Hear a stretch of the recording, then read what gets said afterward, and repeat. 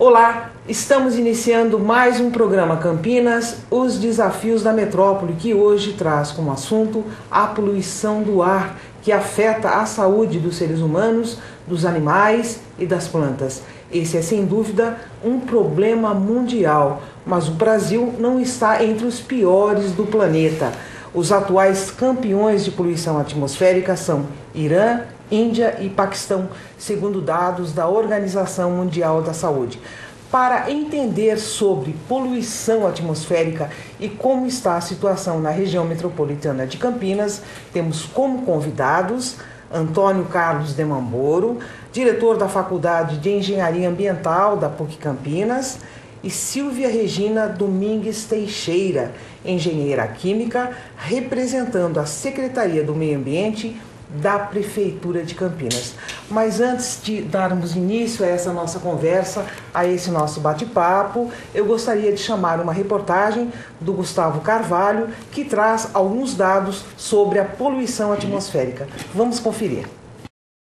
De acordo com dados da OMS, todos os anos, aproximadamente 2 milhões de pessoas morrem no mundo em virtude de doenças provocadas pela inalação de partículas finas de poluição contidas no ar das grandes cidades. Entre os poluentes atmosféricos primários, isto é, aqueles que são liberados direto de uma fonte de emissão, estão o dióxido de enxofre, o sulfeto de hidrogênio, os óxidos de nitrogênio, a amônia, o monóxido e dióxido de carbono e o metano, provenientes principalmente da queima de combustíveis fósseis. De acordo com um ranking que avalia a qualidade do ar no mundo, realizado pela Organização Mundial da Saúde, a região de Campinas é a terceira mais poluída do Brasil, com emissão de 39 microgramas de poluentes por metro cúbico de ar, quase o dobro do máximo recomendado pela OMS, que é de 20 microgramas.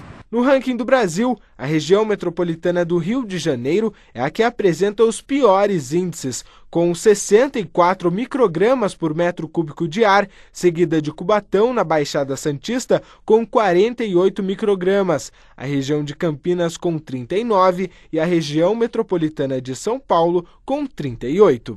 Para este otorrinolaringologista, a longo prazo, a poluição pode trazer consequências graves se medidas para reverter este quadro não forem tomadas. Tumores de pulmão, de laringe, que são hoje associados muito ao tabagismo, por inalação de partículas que compõem o cigarro, isso pode talvez futuramente comprometer com o agente causal da poluição que a gente tem em contato o tempo inteiro e é difícil da gente evitar. No período de junho a setembro, quando o tempo está mais frio e seco, as partículas de poluição se acumulam, causando o ressecamento da mucosa presente no sistema respiratório, o que prejudica o funcionamento dos mecanismos naturais de defesa do pulmão e facilita a entrada de vírus e bactérias no corpo. Dá muita secura na garganta, falta de ar. Tosse, rouquidão. Eu tenho rinite alérgica. Dá problema de tosse, tossindo muito forte, e as tosses começam a dar problema. Quase todo dia que está esse ar de tempo seco eu passo mal. Situações como estas, segundo o especialista, podem ser amenizadas com alguns cuidados. Cobertores, tapetes, os sofás que acumulam muita poeira, essas têm que ser retiradas ou trocadas. Além disso, utilizar umidificadores de ares, utilizar vaporizadores de ares para deixar o ar mais úmido. Então diminui o número de poluentes dentro do ambiente, isso vai melhorar a qualidade de vida dessa população. Bom, a questão da saúde é inevitavelmente muito grave mesmo, mas eu gostaria de discutir os números com vocês. Quando foi falado que Campinas é a terceira mais poluída do Brasil. Que tipo de interpretação a gente pode dar? Vou começar com o professor, então, Silvia. Sim. A esse número. Então, quando nós falamos em números, né, é evidente que o ideal, né, é que nós não estivéssemos falando dos números, né, que esses números tendessem a 0 micrograma. Né? Evidentemente que é uma situação que isso a gente tem que perseguir ao longo do tempo. Mas o que acontece? Então, aparentemente, se nós considerarmos que a OMS está com um número considerado adequado, né, do ponto de vista da saúde, nós estaremos com o dobro, né, desse valor. Então, nós teríamos que fazer ações para que esses valores tendessem ao valor sugerido pela OMS. Né? Agora, um aspecto que eu queria colocar já de início, né, é que esses valores eles foram feitos, eu tive a oportunidade de avaliar aí um pouco com mais detalhes esse estudo, eles foram feitos para a bacia hidrográfica aqui do PCJ. Né?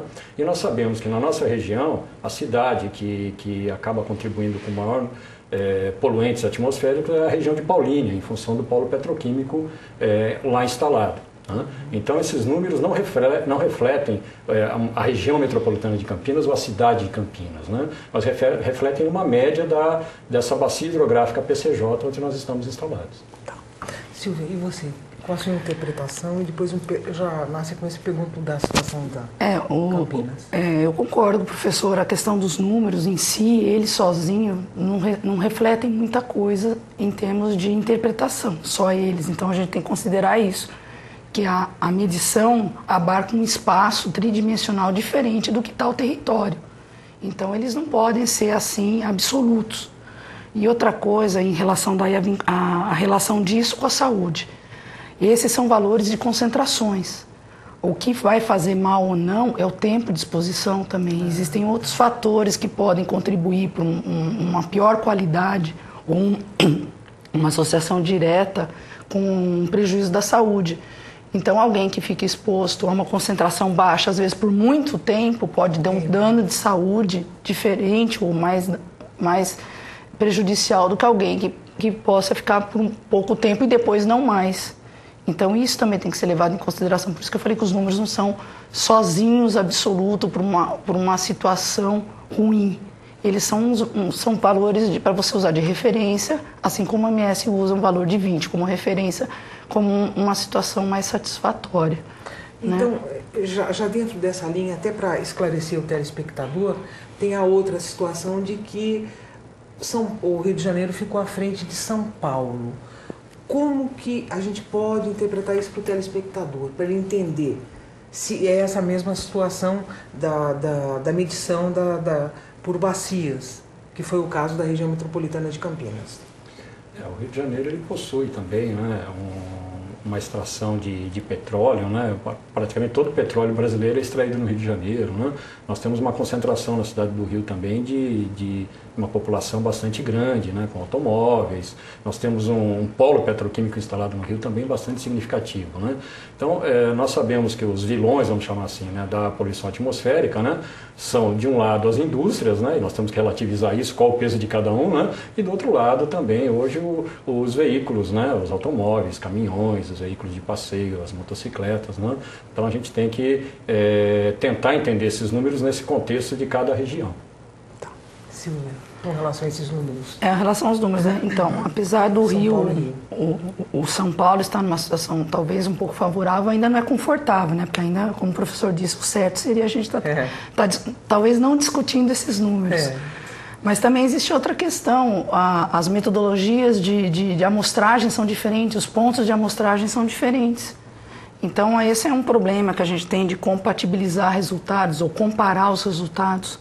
Né, que você não pode dizer que São Paulo e Rio, assim, de forma absoluta, um está melhor que o outro. A gente sabe o que a gente sabe com certeza é que os dois estão poluídos, né? E acima do que seria o ideal. Mas falar assim, ele está melhor que o outro, pode ser um pouco complicado, porque os pontos de amostragem, a quantidade de pontos, a metodologia de amostragem não é idêntica. Tá. Aqui no Brasil, pelo que eu estou percebendo, a gente não tem esse tipo de representatividade. Não representa exatamente a situação em função de uma série de fatores que vocês colocaram. E em outro país, existe essa confiabilidade? Quer dizer...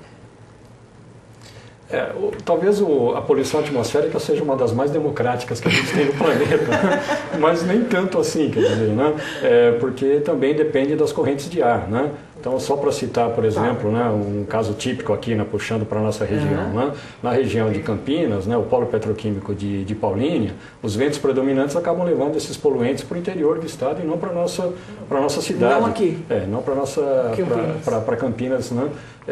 Enfim, quer dizer, poluição do ar, quando a gente fala em poluição do ar, né, a gente está falando em invólucros, né, que são artificialmente construídos, né, ou que a gente tenta modelar, para poder definir o que a gente chama de pluma, né, uma pluma de contaminação, uma pluma de poluição, tá certo? Então a gente vai ter que tentar definir um invólucro, né, para dizer, olha, não, nesse local há uma saturação desses poluentes. Evidentemente, né, que nas cidades, em função também, né, do aquecimento que as próprias cidades provocam, né, e das próprias questões climáticas envolvidas, do microclima envolvido nas cidades, né, muitas vezes a dispersão dos poluentes não é favorável, né?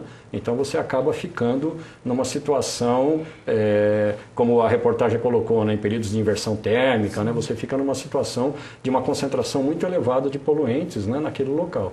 Então vai depender muito do deslocamento do vento, da questão climática, quer dizer, é um problema ambiental complexo, vamos dizer assim, né? Não é um problema simples de lidar, né? Mas a gente diz que ela é democrática porque a poluição do rio está ali, localizada no rio, né? A poluição do solo estaria localizada no solo, né? E todos nós estamos sendo impactados, independente de classe social, de rico ou de pobre, estamos sendo impactados, né, pela poluição atmosférica, né? Talvez eu tenha que relativizar isso, né? Porque às vezes quem tem melhores condições pode estar morando num lugar onde tem melhores condições de dispersão de poluentes, morando mais afastado dos grandes centros urbanos, das grandes indústrias, não é? E estaria numa situação melhor. Mas, em geral, quem está vivendo na cidade, convivendo com a cidade, está sendo impactado, né? Como a professora, como a nossa palestrante falou, né? Por mais tempo ou por menos tempo, né? Enfim, mas vai estar sendo impactado também. Tá certo.